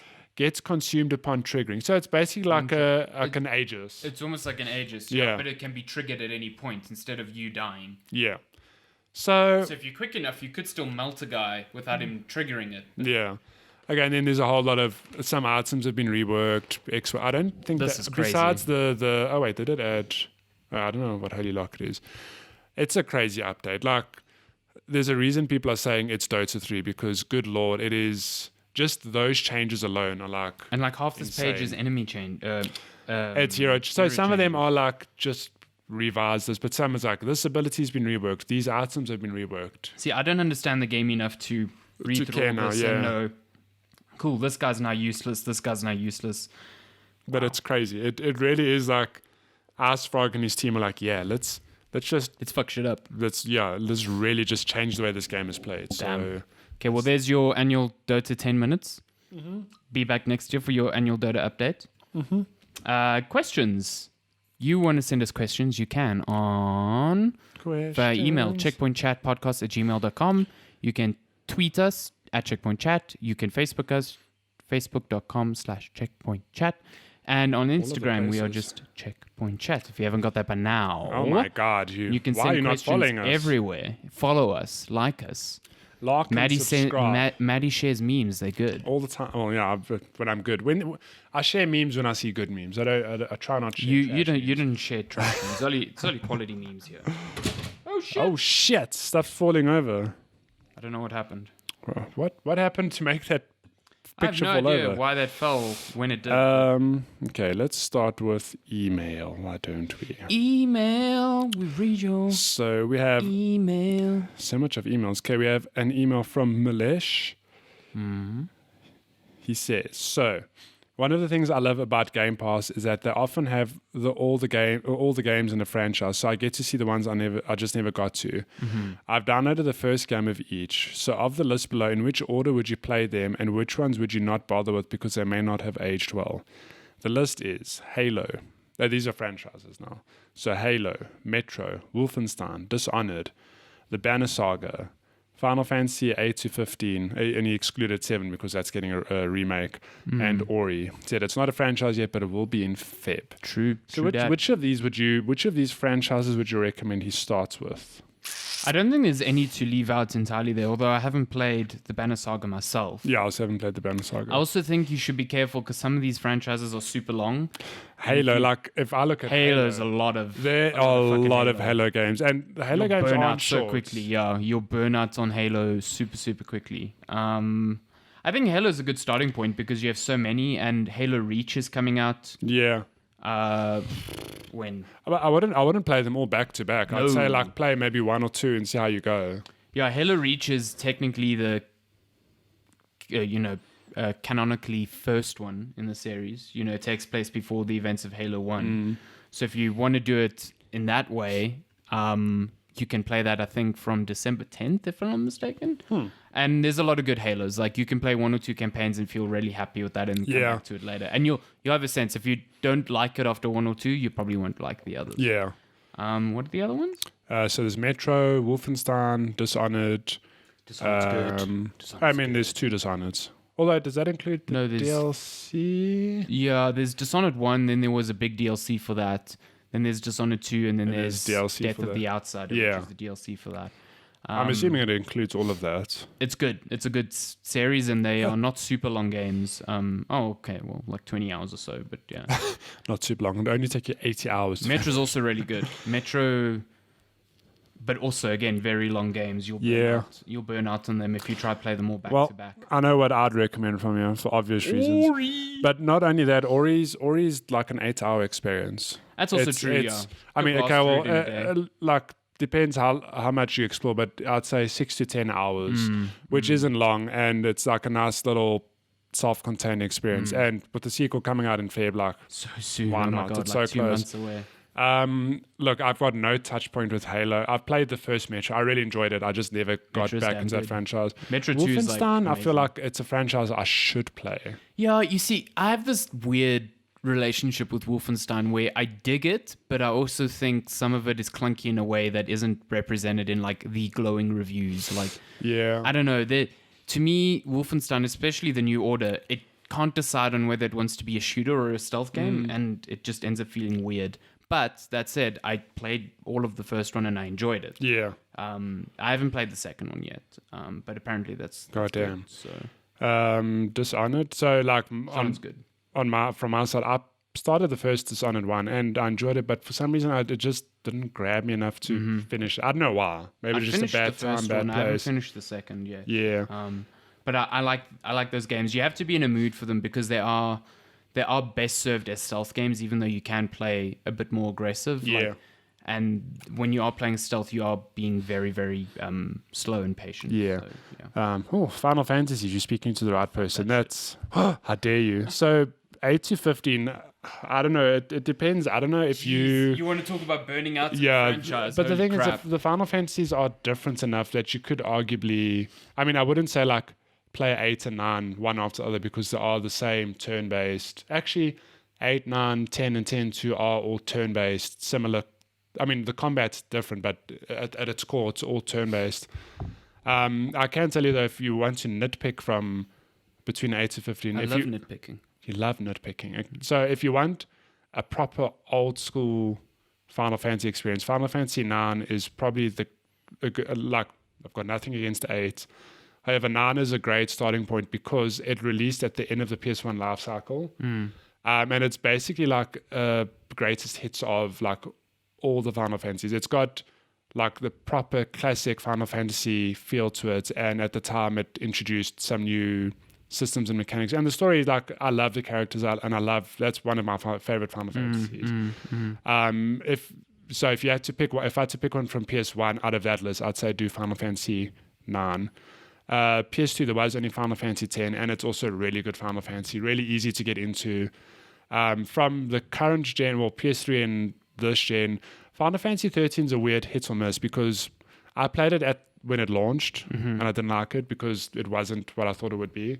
I revisited it years later and I enjoyed it. Okay. So it's a weird one. Okay. I'd say maybe play 9, 10. You could try 13. And then 15, I think, try it. 15's it's like it's Final Fantasy, but it's not really Final Fantasy. It's an open world road trip game, if you want to call it that. Best. I love it. We both played it, and it's one of those weird things where the game itself, I think if I think about it critically, it's not the best Final Fantasy. But when I finished it, I was like, that game is 100% worth playing. So yeah, take your pick. You got many options. So similar to Death Stranding, where it's like, this game is monotonous as fuck, but man, the end is so worth it. Yeah. Okay, so I think that's fair answers. We've got 2 questions from Migs. So, sup, Migs? Question 1, he says, was a candy pigeon Cholton? What was your favorite drink as a child that you no longer drink now as an adult? 4 teaspoons of Nesquik and milk was my old addiction. Fuck yeah. I'm 100% with you. I don't think I ever did 4. I used to do 3. What did I drink as a child? I used to do 6 at one point. That was that is like sugar overload. Yeah. Were you a hyperactive child? You bounce from the walls? I don't think so, no. I used to swim a lot, so I think I just burnt a lot of that sugar. But yeah, Nesquik, I mean, I haven't bought Nesquik in ages because when I started having to watch what I eat, which is now like every time, I realized that, hey, a mug of Nesquik is like 3 scoops of this sugar. So much of sugar. And then milk itself. Milk has so much sugar in it. Yeah. Like, people don't realize. They're like, oh, it's healthy. It's like, no, it's fucking not. Like, it's got a lot of sugar in there. So, yeah, I stopped. But as a kid, I went through buckets of Nesquik, and I still adore it. It's funny because I think as a kid, I used to drink a lot of Oros. Oh, really? I was never an Oros kid. Nothing's changed. I still drink Oros. Oh, really? We love it. It's like Oros with sparkling water. Yeah, boy. It's a guilty pleasure. Are you just doing regular Oros? Yeah, you've got to do the OG orange flavor. I'm trying to think of other ones I tried. I think I tried the guava, which was pretty good. We often mistakenly get the nachi because it looks very similar. But it's orange. Orange is the best. But when we get nachi, like, oh damn it! Is there lychee? There used to be. I don't know anymore. It's a passion fruit one. There's so many Oroses. But favorite drink as a child? Nothing comes to mind. Mine was definitely Nesquik. I that, and when I was really small, used to buy a lot of those Capri Suns. Oh, okay. Yeah, the rollerblade flavor. Why is it named after art? Well, I don't know. There was a picture on the packet. I don't know Oh what my flavor it was. I was just like, I like the rollerblade one. can't I don't wait- like the sunny Can't beach wait one. for lunchtime so I can crack open my bag and drink the skateboard flavor. Fucking great. Yeah, I'm drinking Tony Hawk's favorite flavor, the skateboard flavor. Shit, new hockey stick flavor coming next week. Just pick up any random item. God damn. You ready for go-kart flavor? Hell yeah. Mario Kart flavor. Mario Kart flavor. Monster flavor. One thing I used to drink a lot, not even just as a child, is even in recent years, I used to drink a lot of Coke. And I still drink Coke, but not nearly as much as I used to. Yeah, same. Shit, I used to fly through that. So like, I think now of a good night of gaming. So like, let's say Dota 2, it'd be like I'd get a glass between every game, basically. Jesus. So if in any It's evening like a you 2 play liter like a night, it's easy. no, not a whole 2 liter, but if you play 3 to 4 games a night, it is like Yeah. 1, maybe 1.2 liters. It's a lot. Yeah, we used to That's a only lot, buy lot. Yo. on the weekends, like have, for like lunches on the weekends or whatever, but we don't buy. But the thing is, you see, at the time you don't realize it. Like, we'd be like, we're only going to have Coke on the weekends. We'll have juice during the week. It's like, Yeah. you are fucking doing the same thing. Like, Yeah. Now that I realize, like, fruit juice is so terrible, like, sugar-wise. Again, I say terrible, but, like, drink the shit if you like it. Just Yeah. know that it's not... People go, oh, I'm drinking orange juice. It's healthy. It's like, no, it's No, not. it's not. It's packed with sugar. Think about how many oranges it takes to get into a make- glass and how much sugar one orange has. Like, yeah. nah. If you want to be healthy, the best thing to drink is just water. Or Monster Energy. Monster. Oh my god. He Zero says as calorie as he Monster chugs- Energy. I don't understand 0-calorie drinks because it's not possible. No, In my it's- brain, it just doesn't make sense. Like, Am I drinking air? how can a 500 ml Monster with no sugar be 0 calories? It doesn't make sense. Let's Like, see. Holy shit. This can of Monster I had now. don't look at it. Don't. Oh my god. It's a lot of sugar. Don't look at it. That's 55 grams of sugar. Holy Do shit. you want to be frightened? Yes. A 440 ml bottle of Coke, Yeah, it's got a. 44 grams of sugar. Yeah, it's 10%. It's great. People Well, are this like, is oh, also- energy drinks, the sugar's so bad. It's like, fam, most of everything what you you drink. drink- Yeah. Look, probably if any of you are ever trying to lose weight, Just don't the drink best thing carbonated you drinks. can do, honestly, is cut sugar out. And Yep. one source of sugar that a lot of people don't realize is the drinks you have. Yep. Just cut that out. Drink water. You'll be Lose weight shocked. so Yeah. rapidly. It's crazy. Yeah. Okay, next question from Mix. I say this as I'm drinking water. Look at us judging people. So good. So good. Hibor, Cluedo, Ponte, Coordinator. Hibor. That's not how you spell highball, though. Oh, I don't know. I was guessing that's what he was It's saying. Hhaibo, I think. Hyper. Hibor. Does your significant other have a favorite food that you simply dislike due to either the taste, smell, texture, or bad memories associated with it? Regards, Megs. No. What is yours? Tuna. Do you not like tuna? Nope. What's wrong with tuna? Fresh tuna's fine. Oh my Canned god. tuna, fucking garbage. Oh my god. I have a guilty confession. What? I make tuna noodles. And put tuna in? I put tuna in. Shani does the exact same It thing. is You guys are monsters. so good. Monsters. It's so delicious. Yeah, it's that and I'm trying to think. Shani likes a few things that I don't like, which is weird because she likes a lot of bland food sometimes. Mock crayfish, I'm not wild about, which is just like fish. Really, it's just haddock. I don't know. The thing is, if I think of me, I'm not at all a fussy eater. So there's nothing that Lenska has that I'm like, oh, that's awful. I'm like, I'll eat everything. I mean, to an extent, I'm not going to eat like haggis or anything. Snails. I've never tried snails. I've never tried Like, it doesn't snails appeal either. to me, but To me, it just looks like there's a shit ton of garlic sauce in there. So you're just like hiding the you snail just and hide garlic it. Yeah, sauce. so I'm like, why even It's bother? just a vessel. Although fun story. This week, okay, we're all sitting, we're working hard at the office, okay, and this awful smell. It's like Oh, you told me about this, yeah. I'll tell you about this. It's weird how it creeped across the office. Ugh. And like it's funny because we sit like right in the, so imagine like a long hallway. Just says I'm illustrating this badly, but our office is like one big open space, like a rectangle, and we're on the other end from the kitchen. Okay. And you just hear exclamations like slowly, like, what is that smell coming from the other side of the office? And like, I kid you not, it came in a wave and eventually it hit us and it smelled like trash. And we're like, did Gugu come like take the rubbish now? So I'm like, what the hell was it? We learned shortly after that someone had just microwaved, I think it was cauliflower. Yep. Worst vegetable. Holy cow. That is one smell. That is like awful. Fucking hate cauliflower. I despise cauliflower. That was so funny. So every Friday, That's worse than like a fish smell as well. every Friday we have like we have a thing called BGG where it's like the whole office comes together and like our two CEOs basically just recap the week. Oh, do you air your grievances? No, we would. I think when the company was small, it used to be a thing of because it stood for a bad, good, great, like what went wrong this week. But it's sort of now it's just a recap of the week. They're like, yeah, like a quick this is what happened this week. Blah, blah. Yeah, it is, but it's company wide. So our one CEO is like, it's funny how he went from CEO to like building manager because the number of complaints he got, people came to him like, hey, what does that smell? What? And he's like, I don't know. Like, what does this have to do with me? Yeah, we laughed. I was at the Hard Rock Cafe the other day, and I was actually quite surprised at how many vegetarian options they've started adding to their menu. A lot of places are getting a lot They of have fake options. chicken wings, which are like deep fried and buffalo coated cauliflower. Oh, wow. Did you try them? No, because cauliflower's trash. Yeah, I'm not mad over cauliflower, but I'll eat it. I'll eat it. I mean, I'm trying to cut out meat completely again because I did it for a while, so I haven't had meat for about 3-4 weeks. It's been 3 hours. Yeah, it's that's good. Tough. It's tough, but yeah. What I find is that at work, at least at Discovery, the vegetarian options are lackluster. I had a vegetarian lasagna yesterday, which was terrible. Oh no! It was just roast vegetables in pasta, and it was bland as fuck. Actual garbage. And garlic bread. Okay, how are you?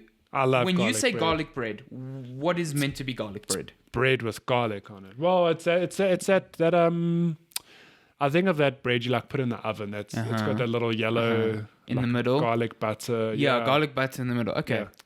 that's what I thought too. Yeah. This garlic bread was just like like Was it a slice of like Albany bread? like sliced on the top, like as if they were going to shove shit in there.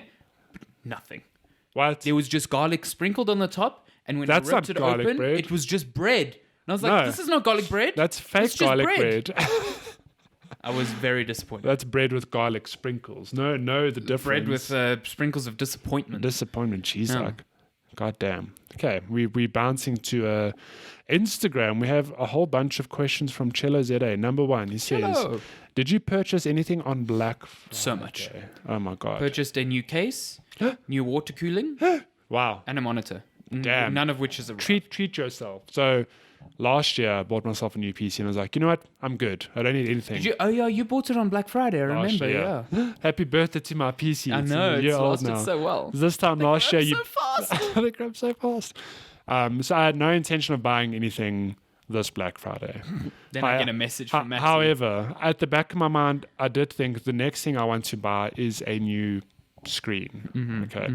But I wasn't actively looking at all. I mean, I know I did consider buying your screen secondhand, but it is a thing of like, you have it, it's a good price, maybe I should buy it. But I wasn't looking. You wanted something bigger as well. Yeah, then on Black Friday rolls around, I'm like, okay, Eve Tech, like nothing there appeals to me. And I look around, like, okay, there's actually nothing.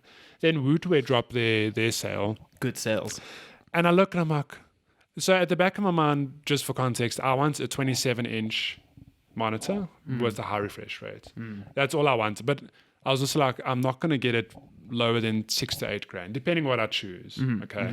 So like that's sort of where I'm aiming. And I'm like, one day I'll just save the money and buy it. It'll be a purchase. I'll just come to terms with it, whatever. Wootware had a monitor for 4.5 grand. Yeah, it was fucking good. I was like, that is deal. a good $1.50 cheaper than I ever It thought made I'd me pay. reconsider my choice as well. And I messaged you, I was like, this is a really good deal. And you replied, I think what Tom is like, you're like, yeah, that's a really good price. Like, you sort of like a yardstick. I know when you buy something, you do a lot of research. Yeah. And you know, like the price range. So like, shit, even you think it's a good Yeah, price. because I'd already ordered my LG one, and I was like, fuck, if I made a mistake. But it's a thing of like, a lot of SA retailers, are like, this is on sale, but it's actually an inflated price that's been discounted. So I think at the back of my mind, I'm like, but you know more or less what you would pay for a monitor. So for you to say it's a good price, I'm like, damn. I mean, this one was 27 inches. Yours is a refresh rate. VA panel. So there's 3 panels: VA, TN, and IPS. Yeah. And I just really don't like TN. TN's the one all the competitive players use because it's fastest refresh rate, whatever. Yeah. But the color's shit. Yeah. VA and IPS are the ones to go for. Yeah. So VA, 27 inch, 144 hertz, and then you sent me the article that said it was compatible with G-Sync, which Arting's the site I usually go to confirmed. So I was like, you're getting a G-Sync monitor with a very good panel at 27 inches for 4.5. So that's why I was like, Well, then you send me your monitor, LG. I'm like, you know what? If I had to choose a brand, purely if I want to be brand loyal, I would go with LG. Because I've had nothing but good experiences. I'd been looking at that monitor for ages, and it was just the right combination of also G-Sync compatible, 144 hertz, IPS. So I was like, yeah, cool. I'm treat yourself. And we did. So that's what we bought on Black Friday. Don't be conned into thinking monitors of HDR. It's a lie. No. Oh, yeah. The only reason I brought it up is because when I looked up your monitor on the LG side, it's like HDR10. Yeah, it's a lie. And I was like, I didn't even think about that. HDR classifications of monitors are such shit. They're really? Such bullshit. Oh my God. Okay, next question. What do you think will happen if we had a game like the one in Ready Player One? I haven't watched the movie Have you not watched? I read the book. Oh, did you? Okay. So if you don't know, Ready Player One is basically real life is shit. It's Cameo, the movie. What? So reality, like it's sort of post-apocalyptic world. Like, it's yes and no. But point is that people don't live in reality. They choose to live in a virtual reality where you can live through like games. You can live anything you can imagine. You can live and experience it. So that's Ready Player One in a nutshell. What do you think will happen if we had a game like the one in Ready Player One? I mean, shit, if VR were to get to a point where it's that immersive, like I'm down to play it. Hell yeah. I mean, why not? We've played, like we've said, the VR experiences we have today, it's weird how it messes with your perception. Yeah. You put there's a reason you'll find funny clips on YouTube of people with VR helmets falling over, despite like having nothing around them. It's because it really messes with your perceptions and your senses and that. So.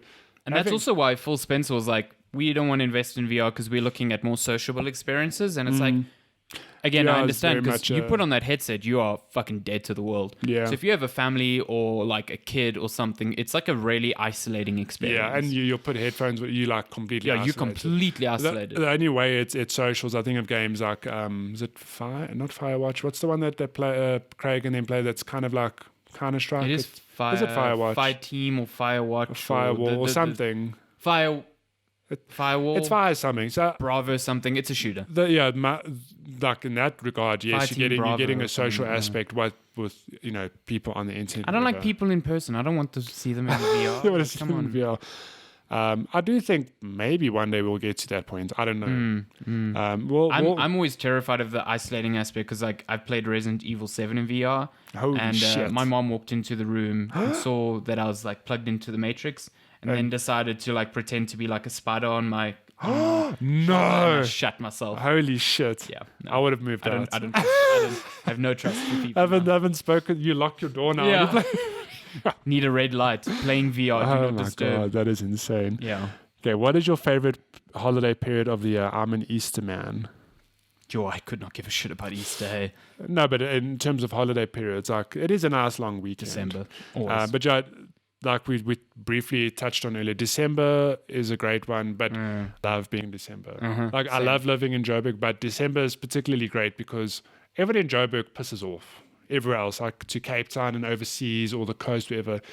And Joburg almost becomes, it's not really a ghost town, but it becomes so quiet. It's so lovely. So quiet. Driving is an absolute pleasure. Bliss. You can get anywhere. The malls are packed, but everywhere else it's just, it's so quiet. I don't even think the malls are super packed. They're packed like before Christmas and whatever, because of course they are. But like Christmas shopping, yeah.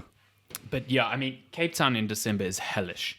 It is a fucking hellscape. You go to the V&A waterfront in like mid-December, no thank you. Hell no. Yeah, so December is always my favorite holiday period because it's just like festive, always see family, stuff like that. Yeah, and it's super chilled. And you like wind down for the year, which is cool. Easter's just not a big thing with my family, so it's nice to have the public holidays, but like we don't do anything really. So. Yeah, look, Easter, the one thing I like about Easter is that my mom usually has like a nice big family lunch on Friday. Cool. Okay. And it's usually like proper Portuguese food. Do you do the Porter thing of no red meat? Yeah. So my mom always do bacalhau. I'm like, well, shit, I won't eat meat if it's bacalhau. Like, are we doing meat? Well, meat-free Fridays. Well, no, we're doing bacalhau for Christmas because I'm like, listen, I'm not doing this meat thing, but that is my food. I'll do it. My fucking one codfish a year will not murder the earth. It's okay. It's fine. Would you rather be 4 feet tall or 8 feet tall? It's a random question. That's hard actually, because 8 feet tall is pretty tall. But 4 feet It's like like tiny. yeah, but like 8 feet is like dangerously tall. Like you're going to be hitting your head on doorways. Okay. This is the thing that always comes to me. Think about flying. Oh shit! Yeah, Think about leg flying as room. 8 feet. I'm like, I think I'm 6 foot something. I really struggle with the leg room. Yeah, so just add another 2 feet to you. No, it's rather be 8 feet. To be honest. 4 feet when you're flying, even if you Is only the have dream. 2 seats, you'll be able to lie down. You can lie down, yeah. But 4 feet's like really small. Yeah, well, 4 feet's quite small. Yeah. If we were to like It's cutting a twisters, third off of you. Yeah, if we were to be like 5 feet, man, 5 feet I'd go for that. But 4 feet's Yeah, but just 5 feet's normal. I know. Let's go with 5 feet. No, I would not go 8 feet because I think it's far more detrimental to like most everyday activities. Like you go to a public bathroom, you can see over the stall. You get to a doorway, you have to bend down. You go to a plane, it's horrible. During the week, we went to a clothing store. Clothes can't fit you. Oh my god, that's another thing. But we've got a 90. It's an end of year party next Friday, and it's a 90s theme. So one lunchtime. 90s theme. Yeah, we're like, how do you dress the 90s fashion? It's like come in my baby clothes. I don't like know. okay, what? But we went shopping at lunchtime, and we went to a store called Factory. I think it's a factory store. Factory. So I wanted to try a shirt on, but It's actually not a factory store. It's like it's cotton just on but spelled fancy. factory. Yes, I was like, oh. I went to the dress room, and it's what's the word I'm looking for? It's not like men's and women's. It's Gender neutral. yeah, it's gender neutral. That's what I'm looking for. And the doors are very low, and I'm tall, so I'm like, okay. So like literally like had to like hunch down, walk, and the lady took me to one right at the back. So like walk, hunch down, eyes on the ground, making sure no one thinks like, oh my god, look at this. And this is you being 6. Now imagine 8. I'm tall, so You I'm wouldn't like, be able, you'd have to be so I was like, walking oh, in a shit. squat position. yeah, maybe 4 foot, but no, I don't know. Yeah, although that would make things at the gym pretty hard. Like getting to a pull-up bar would be pretty difficult. Hey, give me a boost. Yeah, give me 2 boosts. Yeah, God damn. I think overall I'd still choose 4 feet. Yeah, Maybe. Yeah. I'm indifferent. You can't make me choose. of course I can. This is the podcast. God, no. I'm the host. Choose now. Last question from Cello Zero. He says, jail for 1 year or live in isolation in the mountains with nothing for a year? Wait, hold on. They're both for a year. So yeah, jail for 1 year. Isolation, because I'll die. Isolation. A year in jail, I'll die. Yeah. I'll live in isolation. That's fine. If it was jail for like a week versus the isolation, sure. But a Isolation, year in jail, I'll definitely. die. Hell no. Isolation would drive me mad, but at least I'll be alive. Like, I'm pretty sure I'll die in jail. The last question from this asshole called Caption Barbosa. He says, I wonder who this is. what happens if I answer my own question? Is that a paradox? Does the podcast die?